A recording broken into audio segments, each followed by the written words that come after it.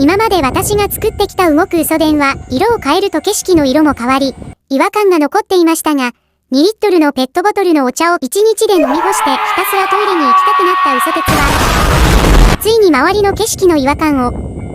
極力除きました。それではご覧ください。